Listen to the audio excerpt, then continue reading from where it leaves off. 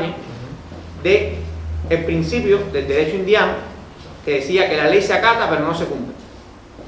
Es decir, en Cuba tú puedes hacer un inventario de todas las leyes que tú violas diariamente en Cuba para poder sobrevivir, y son enormes. Lo mismo hace el dirigente político que no se lee o que no conoce la Constitución, que no sabe, que no está mandado por ninguna Constitución. En una gran parte responsable de eso también fue Fidel Castro. Eso hay que decirlo claramente.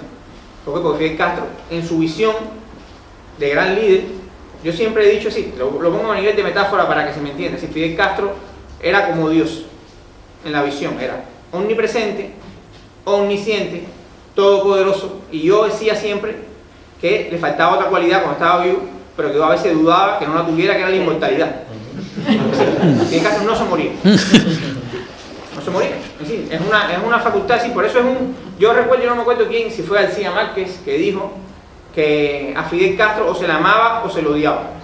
Él decía algo de eso. Entonces yo casi siempre le digo, pero le faltó decirle que se puede hacer las dos cosas a la misma vez. Es decir, es una cosa, por eso digo que es parte de la esquizofrenia de la realidad cubana.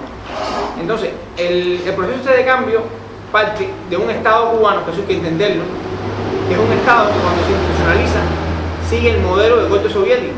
Si la estructura del Estado cubano, si el núcleo duro del Estado cubano, el funcionamiento del Estado y el partido cubano, es el modelo soviético, por desgracia. Es decir, las ideas de hacer algo diferente, que estaban en los años 60, que hubo grandes debates en Cuba de cómo hacer el Estado cubano, del cual el Che fue uno de los grandes protagonistas.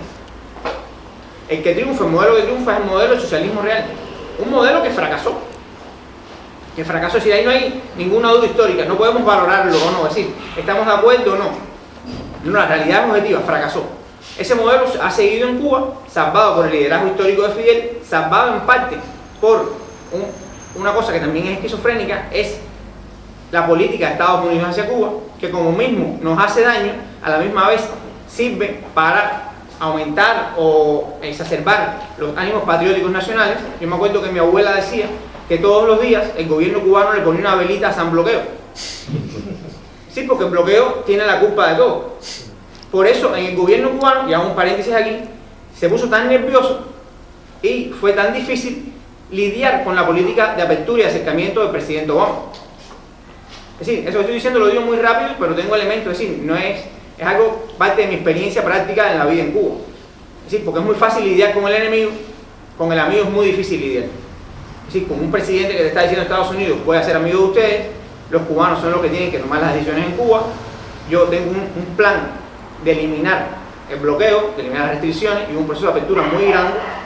Esos son factores que van marcando la realidad en Cuba. La nueva constitución es muy interesante, es tan interesante que parte de principios, eso Julio a lo mejor le dice algunos más elementos, que es esquizofrénico. Si dice cosas en un lugar y dice otra cosa diferente en la misma constitución, dice dos cosas distintas, uno entiende de qué está hablando, se contradice ella misma. Es decir, parece que está creando un nuevo Estado y al final no está fundando ningún Estado, es una línea de continuidad. Ves que hay una apertura en determinados aspectos y en otros aspectos retrocede completamente. Es una constitución que desde el punto de vista jurídico está muy atrás en comparación con el nuevo constitucionalismo latinoamericano, que es muy revolucionario. Venezuela, Bolivia, Ecuador. Sí, nuestra constitución es una constitución, por decirlo de una manera metafórica, pobrecita comparada con esas constituciones. Si no hay una cultura de las instituciones jurídicas, de respeto. Por primera vez en Cuba, después de casi 60 años de revolución, se reconoce el término de derechos humanos. Antes legalmente no existía el término de derechos humanos. Y sin embargo, no creamos ninguna institución específica para la defensa de los derechos humanos. No sé si conocen, es decir, las constituciones en la mayoría de nuestros países son normas que se aplican directamente por los operadores jurídicos, por los jueces. Sí, se aplican. Y muchas veces dicen que hay cosas que tienen que ser reguladas por ley para salvarla al Poder Ejecutivo, que el gobierno limite esos derechos. En Cuba eso no existe. Es decir, en Cuba la Constitución manda en más de 80 ocasiones, es decir, la ley regula eso. Y la propia Constitución dice, en donde se explica, que la ley puede ser cualquier cosa. Puede ser lo mismo un acto de gobierno, una resolución, que una ley del Parlamento cubano. Del Parlamento no, de la Asamblea Nacional en Cuba. Porque en Cuba no hay mecanismos de control del ejercicio del poder, no hay mecanismos de limitación del ejercicio del poder, no existen. Los mecanismos de participación directa ciudadana son extremadamente limitados. Y sin embargo la Constitución, para que vean la esquizofrenia, reconoce por primera vez la autonomía del municipio y dice que el municipio es la entidad más importante dentro de la estructura política en Cuba. Por eso le digo que es muy contradictoria, muy contradictoria. Le doy la palabra a Julio porque si no sigo hablando de... Bueno, muchas gracias. ¿Esto hace falta por la continuación o si yo hablo así igual? Hace falta. ¿Hace falta? Sí. Igual. Pero yo no siento... Sí. Bueno, yo voy a continuar exactamente donde se quedaron mis compañeros. Quiero agradecerles a todos ustedes su presencia aquí. Espero que podamos conversar libremente, porque solo las preguntas y las dudas y nuestras propias oírnos después que nos callamos es lo que puede hacer entender algunas cosas también. Yo vivo ahí también en Cuba, he vivido toda la vida y sufro y gozo la historia de nosotros como los cubanos que hemos decidido vivir en Cuba. Michelle, por ejemplo, vive fuera de Cuba, pero vive añorando el país y se ha ido de mentirita, ¿no? Pero es un caso extraño, realmente, ¿no? Es un caso. Eso que viene aquí a disfrutar de Buenos Aires, realmente eso no es tampoco lo común en Miami, ¿no? Pero sabe que puede ser uno de los balseros contrarios, ¿no? A punto de irse en balsa para Cuba. También podemos hacer eso, pues es un buen negocio, no traer a la gente en balsa en Miami para Cuba. Que nos hace falta, también nos hace falta. Sí, porque eso es un gran problema que tiene Cuba, ¿eh? Nos hemos desangrado de una generación joven que se ha ido del país, de lo que tampoco se habla nada, no se dice una sola palabra, parece que eso no ha sucedido nunca y se siguen yendo los jóvenes, las muchachas, los muchachos, y nos hacen falta en Cuba. No podemos construir nada en Cuba, nada de lo que hemos hablado aquí va a ser, y menos todavía el socialismo, que es lo más difícil para hacer, porque no sabemos nada de cómo podría ser, sin gente joven que se quiera montar en esa parte. Y está claro que la generación histórica está terminando. Los otros que nos van a gobernar y que han comenzado a gobernarnos, pues evidentemente no tienen no solo el mismo carisma, sino que la gente no los conoce.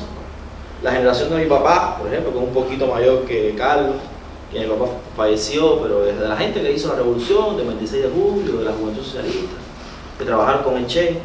Cuando aparecía alguien nuevo así, medio extraño, ¿no? Que no se sabía de dónde había salido, lo miraban así y decían, ¿en qué frente combatiste tú?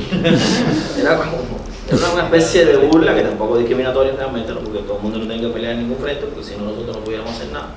Ya no estamos haciendo nada, pero yo... No, ¿dónde estaba cuando Girón? ¿Dónde estaba cuando Girón? Exacto, eso siempre fue un poco así, también parte de esta misma lógica de quiénes eran los que tomaban las decisiones, el grupo que había pertenecido al protagonismo de la revolución, y fuera de eso casi no había ninguna política que hacer, y eso evidentemente tiene una vida muy corta. Eso, cuando termina esto, cuando ya se acaba el grupo de gente o cuando ya no son estos, ¿quién va a mantener el sistema? Yo digo, el reto más grande de Cuba es cómo hacer una política, cómo hacer política en Cuba, socialista, cómo hacer política en Cuba hablando de democracia en el 2019, cómo hacer política conversando con el gobierno y que el gobierno entienda de que estamos hablando de socialismo, pero no estamos de acuerdo con todo lo que ellos hacen. ¿Cómo se puede hacer eso? ¿Cómo vamos a hacer eso en el futuro más inmediato? Es decir, mañana. Me desconcentra en Messi ahí, ¿no? Es la luz que nos guía. Messi nos guía, es la luz. Entonces... Bueno, pero hasta ahí.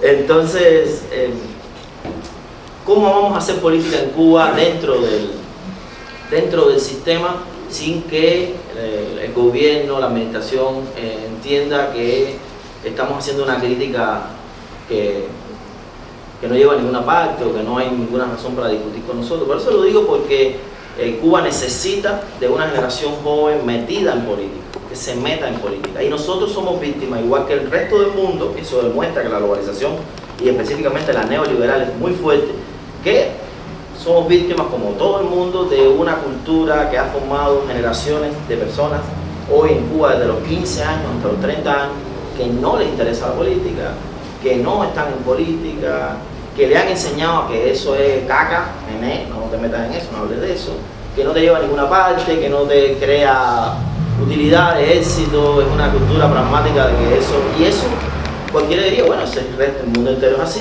sí, pero en Cuba hay una revolución socialista, no hay una escuela privada, no hay una iglesia enseñando, hay un solo partido, para algo tiene que servir eso, porque si no, ¿para qué hemos hecho de todo eso una sola cosa?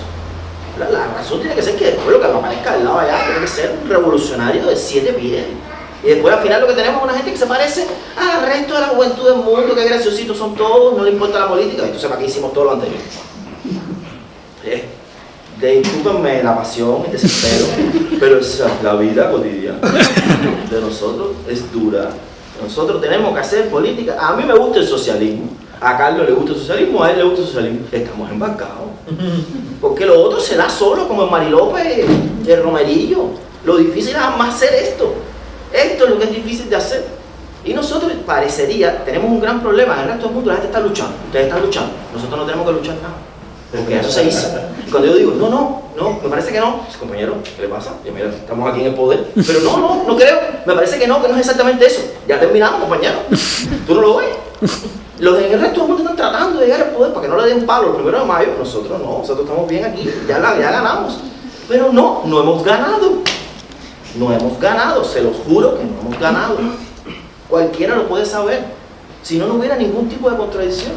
Y nosotros no solo somos un país pobre, bloqueado, con la obsesión norteamericana de toda la vida del gobierno de los Estados Unidos de pasarnos por encima, sino que nosotros tenemos un bloqueo propio, con una imaginación tan grande como la del gobierno de Estados Unidos para hacernos daño a nosotros mismos.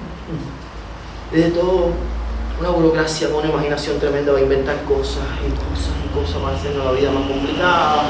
Eso no nos diferencia mucho de cualquier burocracia del mundo, pero en el caso de nosotros nos atrasa mucho más en ese combate porque tenemos enemigos muy grandes y entonces nos haría falta alguien que nos acompañara. Y dijera, bueno, también por este lado, estamos por aquí, el bloqueo, sí, pero bloqueo es una cosa, doble bloqueo es otra, triple bloqueo, ¿cuántos bloqueos? Entonces, la Constitución llega. A mí me hubiera gustado una asamblea constituyente, pero eso son tonterías mías, si lo hicimos de una manera más rápida. Una comisión, 33 diputados y diputadas, sacaron un proyecto, se llevó a consulta popular, se llevó a la Asamblea Nacional, lo votaron unánimemente, todos los diputados y diputadas votaron sí al proyecto. En ese proyecto se demostró que algo había cambiado en Cuba, porque desapareció el comunismo del proyecto. Había 5 o 6 alusiones, ¡pum!, se fueron todos. Yo empecé a temblar. El comunismo no puede ser, los diputados. La Constitución decía en el artículo 62, ese sí, el que dijo Heller, el 62 decía, ninguno de los derechos de esta Constitución se puede ejercer contra la voluntad del pueblo cubano de construir el socialismo y el comunismo. Por lo tanto, lo que estaba haciendo la Comisión, para mí era inconstitucional. Porque ¿con qué derecho estaban quitando el comunismo? Y bueno, parece que fue un permiso que pidieron, no sé a quién, lo pidieron un momentico, quitaron el comunismo, ahora lo van a poner a discusión, la gente votó sí en la asamblea, bueno, va a consulta, pocas personas, pero suficientes, y algunas muy importantes, y algunas instituciones muy importantes, se preocupan porque el comunismo se ha ido, ¿está bien? Eso tal vez no pasaba nada porque el comunismo se fuera. El tema está en que cuando lo ponen de nuevo después de la consulta de la Constitución, la Asamblea Nacional vuelve a votar unánime. Las 2 veces votó unánime. Que sí, La misma asamblea. las mismas personas. Entonces ahí hay algo que a mí no me funciona. Si tú votas sí al no comunismo, ¿cómo es que votas sí al comunismo de nuevo? Sin preocupación, sin discusión, sin una sola palabra que se dijera. Entonces hay algo ahí que no funciona. O el sí primero, o el sí segundo, o la asamblea. Algunas de las 3 cosas. Pero eso se lo digo para que se den cuenta de la complejidad también de la política cubana, porque con eso hay que lidiar en la vida cotidiana.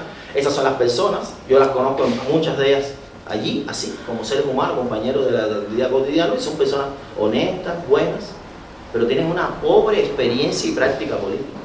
Tienen una comprensión de la política basada en simbologías de la unidad, de lo que se puede hacer, de lo que no se debe. Esto mismo, que nos ha hecho un daño tremendo, esa frase que además, nada más y nada menos que Íñigo Loyola, dentro de la plaza sitiada, cualquier disidencia es traición. Yo creo que ese es uno de los grandes errores de la revolución. Yo creo que dentro de la plaza sitiada hay que meter profunda y profundísima democracia. Es lo único que puede salvar al Estado de Sitio. Que la democracia no se caiga nunca.